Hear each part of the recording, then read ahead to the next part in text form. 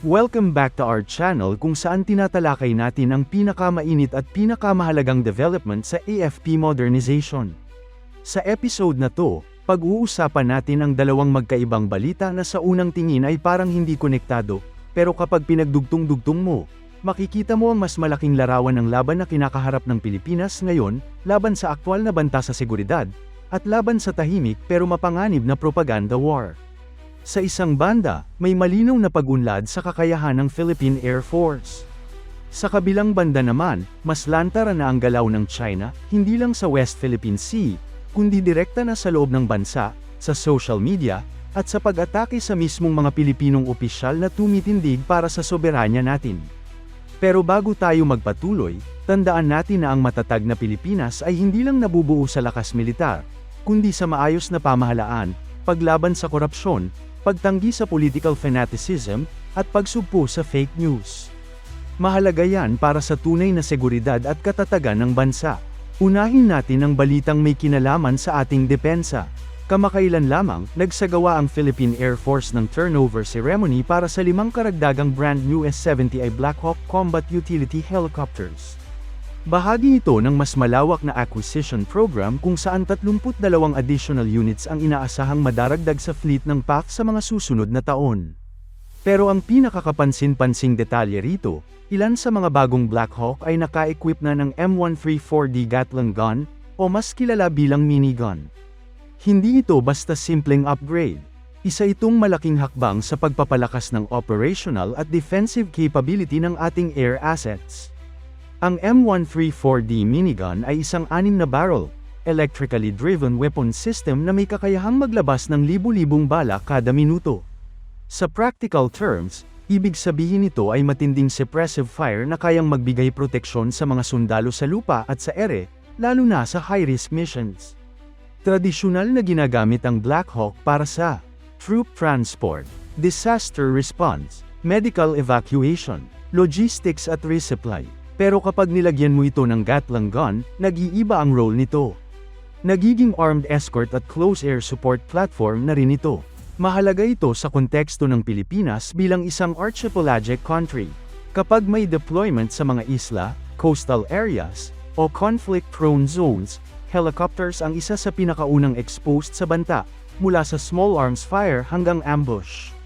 Sa ganitong sitwasyon, ang armed Black Hawk ay hindi pang-atake, kundi pang depensa ng sarili at ng mga sakay nito. Dagdag pa rito, mahalagang maintindihan na ang paglalagay ng Gatling gun sa Black Hawk ay hindi biglaang desisyon, kundi bahagi ng mas mahabang proseso ng pag-aaral at karanasan ng PAF sa aktwal na operasyon. Sa mga nakaraang deployment at exercises, malinaw na lumabas ang pangangailangan ng mas malakas na self-defense capability, lalo na sa mga misyon na malapit sa coastal at contested areas. Ang ganitong configuration ay nagbibigay ng mas mataas na survivability, mas malawak na mission options, at mas malaking kumpiyansa sa mga piloto at sundalong umaasa sa air support. Bakit timely ang ganitong upgrade?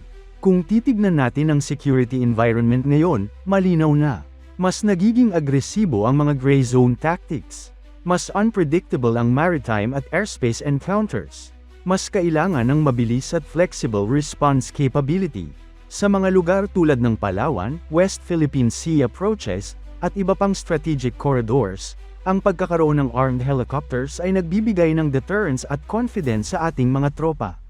Dagdag pa rito, ang turnover ceremony ay dinaluhan ng representatives mula sa Embassy of the Republic of Poland, na nagpapakita ng patuloy na defense cooperation ng Pilipinas sa mga bansang may parehong pananaw tungkol sa sovereignty at international law.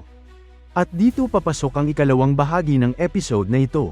Habang pinapalakas ng Pilipinas ang kakayahan ng sandatahang lakas, mas lalong umiigting ang information warfare ng China, lalo na dito mismo sa loob ng bansa. Ayon sa mga obserbasyon ng maraming analysts, mas lantara na ngayon ang galaw ng Chinese Embassy sa Manila sa pag-atake sa mga Pilipinong opisyal na tumitindig laban sa panghaharas ng China sa West Philippine Sea. Hindi na ito subtle, hindi na ito patago.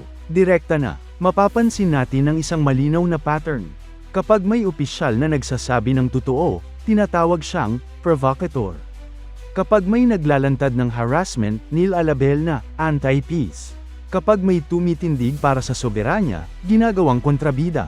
Ang objective ay malinaw, sirain ang kredibilidad ng mga Pilipinong nagsasalita para sa bayan, at sabay na itanim sa isip ng publiko na ang problema ay tayo mismo.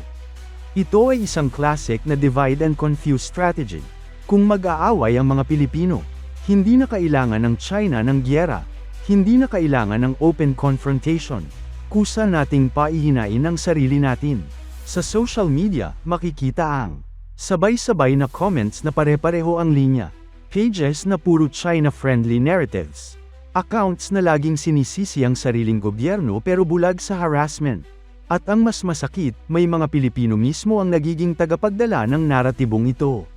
Bakit delikado ito? Dahil kapag naniwala ang tao na wala namang harassment, gawa-gawa lang ng gobyerno, kasalanan natin kung bakit may tensyon.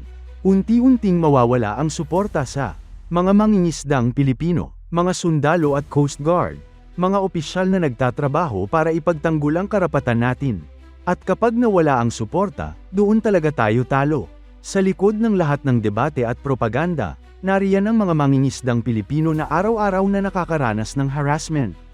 Sila ang tinataboy sa sarili nilang traditional fishing grounds, hinaharas ng mas malalaking barko, nawawala ng kabuhayan, inuuwi ang takot sa kanilang pamilya. Kapag tayo ay sumuko sa propaganda, sila ang unang masasakripisyo. Kung sasabihin nating, hayaan na lang, tanong, saan sila mangingisda? Paano ang kanilang pamilya? Ano ang magiging kapalit ng katahimikan? Hindi may kakaila, may pondo ang China para sa propaganda. May resources, may organisasyon, may long-term plan. Pero may isang bagay na hindi nila kayang bilhin. Ang pagkakaisa ng mga Pilipinong may konsensya. Hindi kailangang sumigaw ng giyera.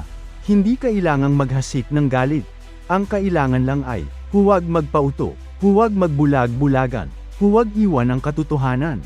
Ang Black Hawk na may Gatling gun ay simbolo ng kahandaan. Ang pagtindig laban sa propaganda ay simbolo ng kamalayan. Kung ang sundalo ay may armas para ipagtanggol ang teritoryo, ang mamamayan ay may isip para ipagtanggol ang katotohanan. Pareho itong mahalaga, pareho itong laban. Hindi kailanman mali ang magmahal ng kapayapaan. Pero hindi rin kailanman tama ang isuko ang karapatan kapalit ng katahimikan.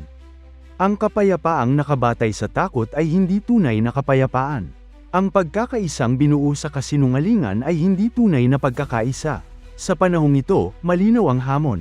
Tumindig kasama ang mga tumitindig para sa bayan. Ipagtanggol ang mga mangingisda, suportahan ang mga sundalo, at ipaglaban ang katotohanan. Dahil sa huli, ang tanong ay hindi kung gaano kalakas ang ibang bansa, kundi kung gaano katatag ang Pilipinas bilang isang sambayanan.